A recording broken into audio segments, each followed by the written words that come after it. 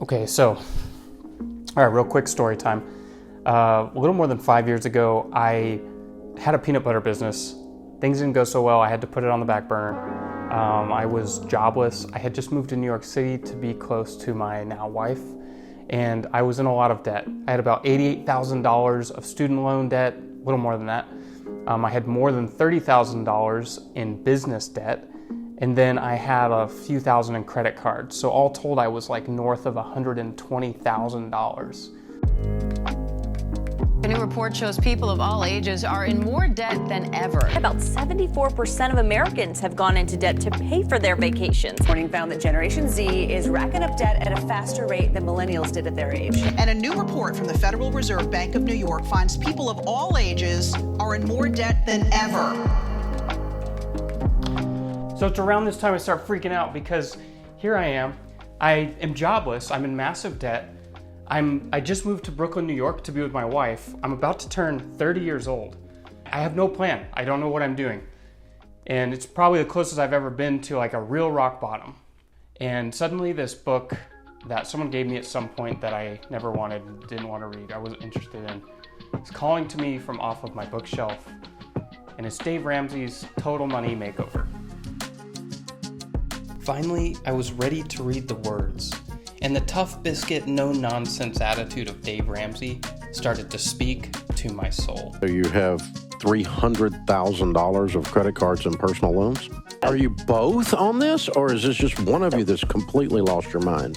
You're going to have to not care what anyone thinks, including each other, because you're not going to spend any money on anything ever for the next 3 years. So here's a look at the actual data, and things are not looking too good, guys. So every new generation has gotten into more and more debt, and Gen Z just hasn't existed long enough as a consumer. It is obviously trending upward. So just from the third to the fourth quarter of 2023, there was an increase of $210 billion added to household debt. The real astonishing thing is auto loan debt. Auto loan debt's overall total balance is the same as student loan debt. Bottom line is there's lots of debt, there's a lot of consumer and household debt, and it all just keeps growing.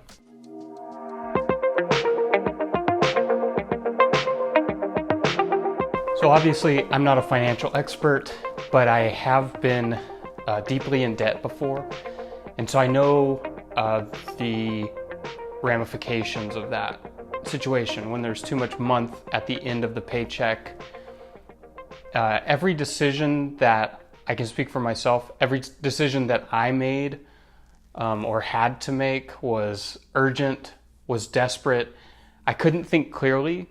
There wasn't like opportunity to sort of sit and consider different options because I have time and money. I found that the relationship between the two is like the more you have cushion or security in the financial department, interestingly, the more you have at least a sense of time, an ability to sit down and weigh different options and make clear-headed decisions. This is really important. Obviously, it flows into everything. One of the number one things impacted for me in my life was my relationships. So I had the opportunity to interview a good friend of mine. He is a financial health and wellness coach, and he's the kind of person who has walked the talk. He has achieved his rich life, his definition and vision for financial independence. So we'll have bits of this interview inserted in here to cover off on some of these topics with more detail.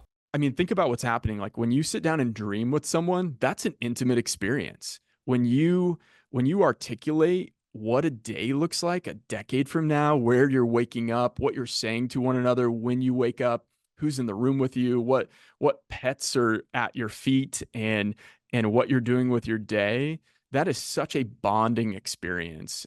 And then that brings you together with finances because it allows you to say, all right, if that's the goal, how are we going to get there? And then that creates the plan. And then you have buy-in on the plan.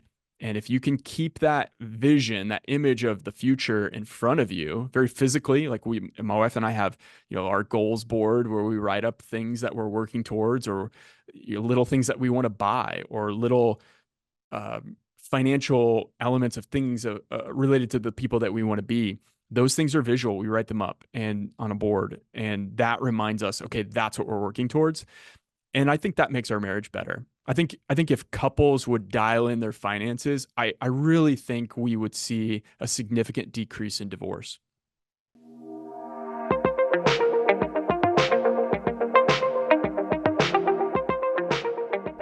In your mind, are there like specific steps you would give someone who's just like in that place where they're totally in debt, their job doesn't pay enough to cover the debt and the rent and the groceries and everything? How do you help this person? One of the most important things anyone can do to take control of their financial situation is pick a plan and stick with it. In modern times, like if you jump on socials and if you Google the internet, there are a million different recommendations for how to get yourself into a better place financially. And in fact, I would say lots of them might be effective, but what I find is a problem is that people bounce around. Take a little bit of this, a little bit of that. I'll use a little bit of this wisdom, a little bit of that wisdom. And so you kind of make a conglomeration of good financial ideas. And often in that pursuit, you end up going nowhere, right? And so for us, we literally just followed Dave Ramsey's 7 baby steps. And I always feel like an infomercial for Dave Ramsey, but we paid off all of our debt by following the plan from a book that you can get at Goodwill or any secondhand store for $1. And we just followed the plan. So this is a good moment to clear something up right away. I am in the Army Reserve. And so you are seeing me over the process of a month go through every iteration of my facial hair that I have. Also, I just wanted to say that I did something Dusty just suggested you don't do. I took 2 plans and I meshed them together. I hybridized my plan because I liked Dave Ramsey's method for paying off debt, and then I preferred Ramit Sethi's method for a conscious spending plan. In any case, I agree with the overall premise. Pick a plan, stick with it, and give it time.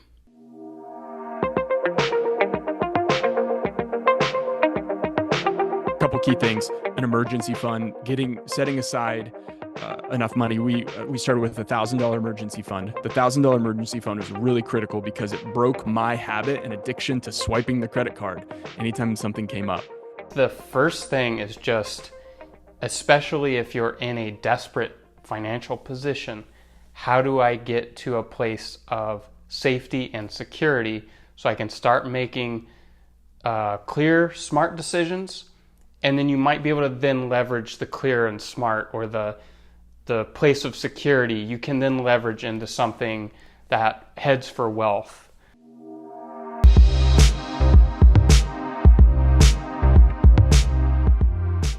You have got to attack your debt. You're going to come up with a system to attack each area that needs attention. This will be student loans, your credit cards, your car payment, your car loan. I really felt that Dave Ramsey's model for snowballing debt was super effective. I think the most simple form of it is you take your debts, you get them on a piece of paper or Excel sheet or whatever, and then you take the smallest one and you attack it first until it's gone, because that gives you momentum then to go to the next one and the next one and so forth. I did it a little different. I put everything out in an Excel sheet and I figured out which ones had the highest interest rate and I attacked those first, regardless of what the actual overall number was, because I just personally felt if I could knock those high interest rate loans out, it would start to immediately take real pressure off of me. And that worked great for me. You said it's just a matter of time, but how much time? Like I'm so impatient and I can't stick to anything unless I know exactly what the horizon looks like. What do you say to me? The Ramsey plan, Dave Ramsey's Total Money Makeover, they've actually done the research. And when people start on the process, it's 18 to 24 months to become debt-free. That's the standard. That's the typical path out of debt, 18 to 24 months.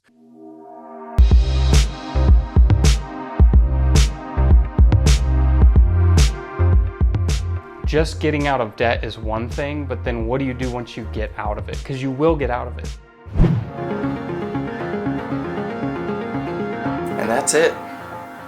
As of this day right now, I am a debt-free man. I think of money as being merely a tool. Money has no morality in and of itself. Money's not good or bad. Having more of it doesn't make you a better person. Having less of it doesn't make you a bad person. So it's simply a tool. And in my work as a financial coach, one of the things that I have to clarify with clients is what they actually want in their future. That's the vision. That's what we're working towards. And then that helps you understand how you use money as a tool to accomplish that vision. See, it's so crazy. When you start doing the finance work, it goes into everything. You really start to get clear on what you value. And then you can even reverse engineer that into a larger work, if you haven't done this work already, of what are your values. And then through your values, you can sort of create Venn diagrams around everything. And your money your finances will get super targeted, and where you spend your time and attention will get super targeted. And this, I will argue, is the best way to get direction in your life. So it's cool. The finance thing is just like you pull the thread and suddenly it's the fabric through your whole life. It's a resource, it's a tool, something that facilitates transactions, but those transactions manifest what we value and what we care about and what we're being intentional and unintentional about. So anyway, there's just a great opportunity to work through all those things and become a more whole version of yourself. So if money's the end goal, if more money in the bank account is what you're seeking, I guarantee you will not find contentedness, peace, or joy or happiness in that. Money's just a tool. It's like having more hammers in your garage. No one gets super stoked. Or I shouldn't say no one. Most people aren't super stoked by just having more hammers. They buy hammers to build something. And money is like a hammer. Money helps you build something. You have to clarify what you want to build first, and then we can decide how much money you need. Maybe we've dispelled it by now through the conversation, through the literature, through the interview. The overnight wealth thing, I would say it's a myth. Of course, you kind of know that, right? I know there's a lot of stuff about like just starting up your affiliate marketing program and drop shipping and different TikTok trends and whatnot. But you know the saying, beware of unearned wisdom. I would say beware of unearned riches. Like there's something that happens in the pursuit, in the process. All these things we talked about, getting a plan, paying off your debt, starting to build wealth, targeting things that you value in your life, and deprioritizing things you don't value. This is a journey. It's like a process that you're not gonna learn overnight.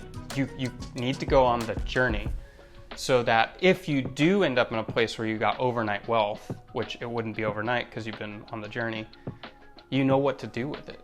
You are clear about who you are and what you're doing.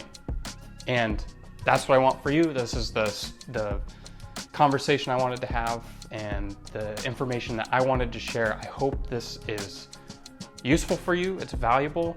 I won't ask you to do anything. You don't need to support me. You don't need to subscribe. You can dislike this if it's garbage. But if you do like it, let me know. And let me know what topics you'd like to cover in the future. And even this topic, we can always get more in depth. We can find other people to interview. But thank you for tuning in. Thank you for watching. Hope it brings you value. Thanks.